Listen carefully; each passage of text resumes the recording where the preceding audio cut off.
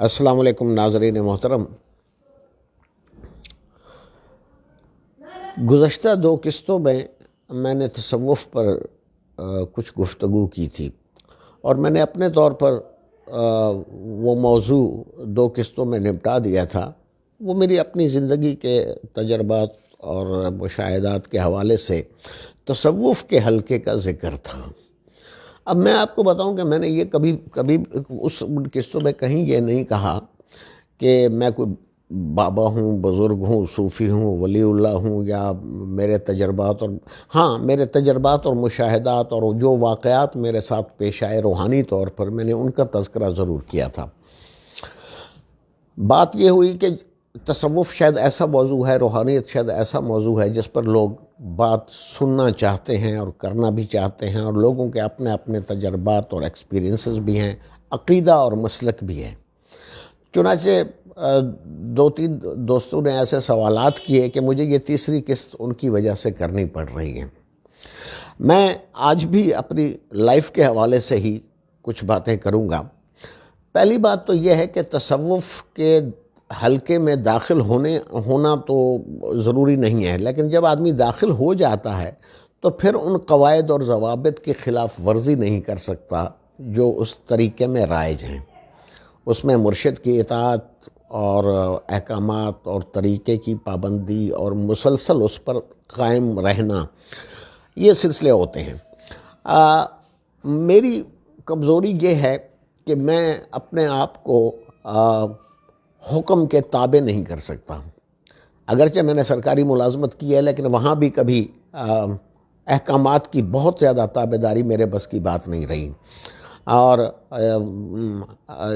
اسی طرح سے اور بھی جتنی چیزیں ہیں، جس طرح سے لوگ اپنی زندگی کو باضابطہ خوش نصیب ہوتے ہیں، وہ لوگ جو اپنے آپ کو کسی ضابطۂ زندگی کے اندر فٹ کر لیتے ہیں، خواہ وہ غلط ہو یا صحیح ہو۔ میں کسی ایک خانے میں اپنے آپ کو مقید نہیں کر سکتا، اور کسی کا تابع فرمان اور حکم کی تعمیل کرنے والا بن کر نہیں رہ سکتا۔ چنانچہ میرا تعلق تو ہوا اس سلسلے سے، روحانیت کے سلسلے سے، اور بہت سے واقعات بھی پیش آئے، لیکن پھر ایسا یہ رابطہ کمزور بھی ہو گیا۔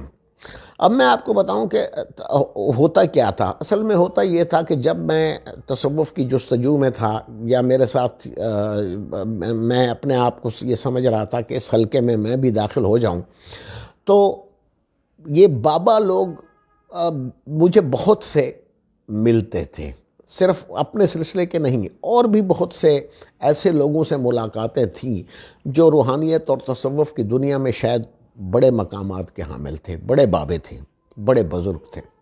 مثلا میں آپ کو بتاؤں، ایک میرے دوست وہ بنے تو میرے دوست تھے وہ بہت بڑے سرکاری افسر تھے، سیکٹری لیول کے، منظور احمد جمالی صاحب، بہت نیک، بہت پارسا۔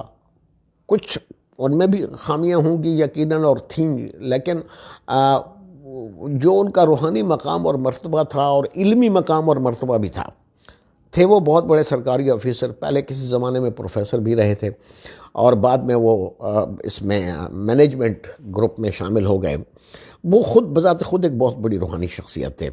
تو وہ مجھے کہا کرتے تھے، میں ان کو کہتا تھا کہ میں تصوف کے سلسلوں میں آنے والا نہیں ہوں، تو وہ کہتے تھے کہ کچھ لوگ مرید ہوتے ہیں، کچھ مراد ہوتے ہیں، یعنی کچھ لوگوں کو روحانیت یا تصوف خود تلاش کرتا ہے، اور کچھ لوگ خود تصوف کی آغوش میں چلے جاتے ہیں۔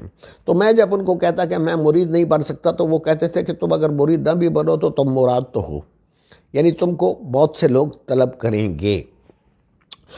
انہوں نے اس زمانے میں میرا ایک مسئلہ چل رہا تھا یونیورسٹی میں پروموشن کا، تو وہ وائس چانسلر صاحب پروموشن دینے کے حق میں نہیں تھے، لیکن منظور جمالی صاحب نے ایک چٹکی بجائی اور میرا وہ مسئلہ حل ہو گیا۔ اب یہ بھی ایک غیر معمولی واقعہ تھا میرے لیے۔ مجھے اس وقت پتہ چلا، میں تو اپنے آپ کو یہ سمجھ چکا تھا کہ پروموشن نہیں ہو رہی ہے، اور میں بڑا مایوس بھی تھا، لیکن جمالی صاحب نے کچھ ایسا اب میں کیا کہوں، انہوں نے کوئی ایسا کام کیا کہ جس کی وجہ سے مجھے اس وقت پتہ چلا، جب مجھے ایک کلرک نے آ کر بتایا کہ آپ کی پروموشن کا لیٹر ٹائپ ہو رہا ہے۔ یہ میرے لیے ایک انوکھا واقعہ تھا۔ ایک اور واقعہ آپ کو اب یہ تو بہت بڑے افسر تھے، بڑے شان و شوکت والی شخصیت تھے۔ دوسرے ایک صاحب تھے جو بالکل فقیر تھے، بلکہ وہ بیگر تھے، یعنی جو مانگنے والا ہوتا ہے۔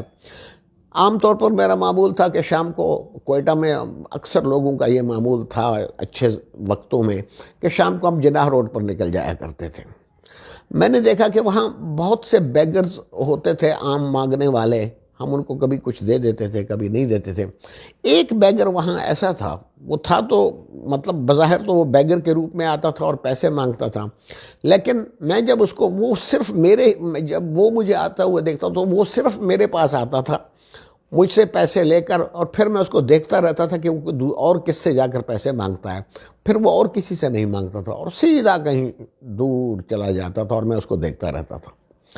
اسی طرح ایک اور بابا جی وہاں کوئٹہ تشریف لاتے تھے۔ انہوں نے یہ وہ دن تھے جب میں نے آپ کو پچھلی قسط میں بتایا کہ صرف ایک وائس چانسلر ایسے تھے جنہوں نے مجھ پر شاؤٹ کیا تھا، اور ظاہر ہے میرے دل کے اندر بڑی تڑپ تھی کہ انہوں نے میرے ساتھ ایسا بدتمیزی کا رویہ کیوں اختیار کیا ہے۔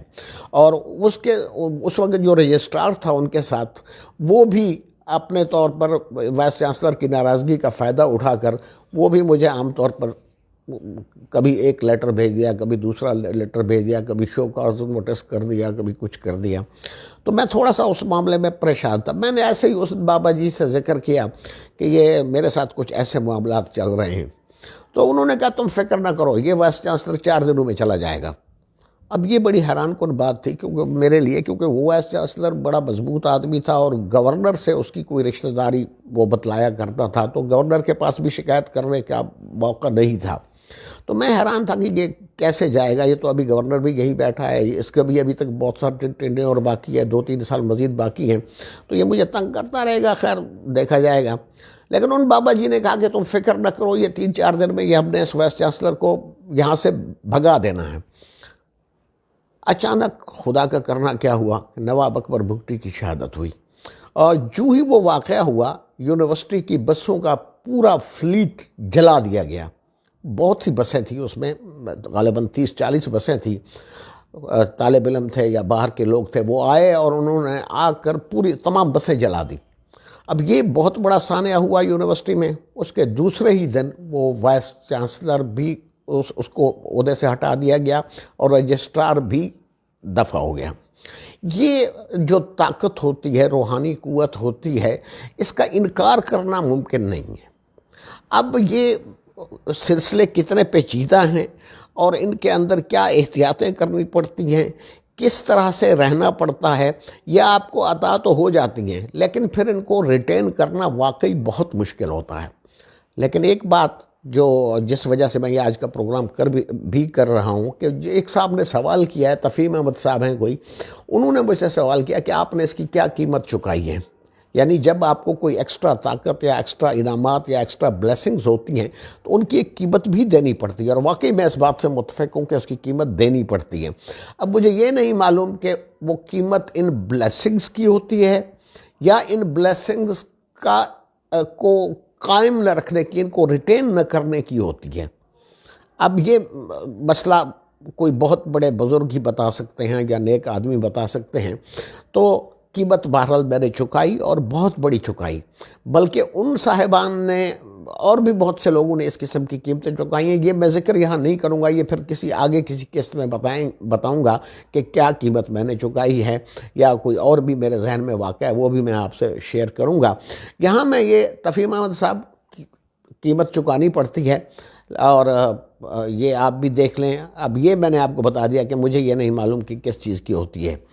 دوسری بات، ایک داد بدوی صاحب ہیں، وہ غالباً میرے شاگرد بھی رہے ہیں، وہی صاحب ہیں، اور اچھے عالم فاضل آدمی ہیں، دنیا بھی انہوں نے دیکھی ہے، عربی فارسی بھی جانتے ہیں۔ ان کو تصوف پر ہی اعتراض ہے، وہ ان کے تحفظات ہیں کہ تحفظ کی بنیاد کیا ہے، کیوں یعنی عہد نبوی میں یا عہد صحابہ میں تصوف نہیں تھا۔ تو میرے بھائی، میں کچھ نہیں بتا سکتا کہ یہ تصوف کی بنیاد جو ہے وہ، اگر آپ قرآن اور حدیث کا گہرا مطالعہ کریں تو اس میں آپ کو ایسے اشارے روحانیت کے ضرور مل جاتے ہیں جن سے پتہ چلتا ہے کہ روحانیت یہ ضرور اللہ تعالیٰ نے فرمایا ہے، کیونکہ کفار بھی یہ سوال کیا کرتے تھے حضرت صلی اللہ علیہ وسلم سے، یا صحابہ کرام بھی کرتے ہوں گے کہ روح کیا ہے؟ تو قرآن پاک نے فرمایا کہ یسألونک عن الروح قل الروح من امر ربی وما اوتیتم من العلم الا قلیلا، کہ یہ جو ہے اب یہ آپ سے روح کے بارے میں سوال کرتے ہیں تو آپ کہیے کہ روح اللہ کا حکم ہے اور آپ کو اس سے زیادہ علم نہیں دیا گیا۔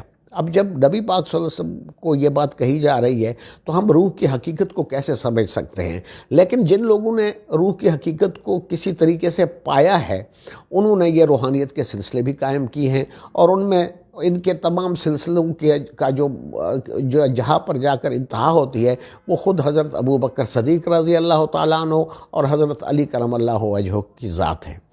تو میں اس پر زیادہ وہ تو نہیں کروں گا کہ آپ لازماً تصوف بالکل، ہاں انہوں نے یہ بھی اعتراض کیا کہ جی اس پر اجمی اثرات ہیں اور قرآن اور سنت میں اس کی کوئی دلیل نہیں ہے۔ تو میرے بھائی، قرآن اور سنت میں بہت سی چیزوں کی دلیلیں نہیں ملتی، وہ بعد میں شروع ہوئی ہیں، لیکن اگر ان کی بنیاد اچھا کلچر کے اعتبار سے اجمی اثرات یقیناً ہیں، بلکہ نہ صرف تصوف پر ہیں۔ اقبال نے تو یہاں تک کہا ہے کہ تمدن، تصوف، شریعت، کلام، 4 چیزیں انہوں نے ذکر کیا کہ تمدن، تصوف، شریعت، کلام، بتان عجم کے پجاری تمام، حقیقت خرافات میں کھو گئی، یہ امت روایات میں کھو گئی، لبھاتا ہے دل کو کلام خطیب، مگر لذت شوق سے بے نصیب۔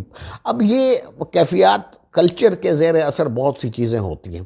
اگر شریعت کے احکامات کو بھی آپ دیکھ لیں تو وہ بھی ہر جگہ پر مقامی جو ثقافت ہے یا مقامی جو کلچر ہے اس سے متاثر ہوتی ہے۔ کتنے شرعی احکامات ہیں جو ہم صرف کلچر کی وجہ سے ان کی شکل ہی بدل دیتے ہیں۔ بہرحال یہ بہت وسیع موضوع ہے، لیکن آج اس سلسلے کو میں یہاں ختم کر رہا ہوں۔ اب تصوف پر بات نہیں ہوگی، البتہ روحانیت کی کوئی بات اور واقعات ہوں گے تو وہ آگے بھی چلتے رہیں گے۔ اجازت دیجیے، اللہ حافظ۔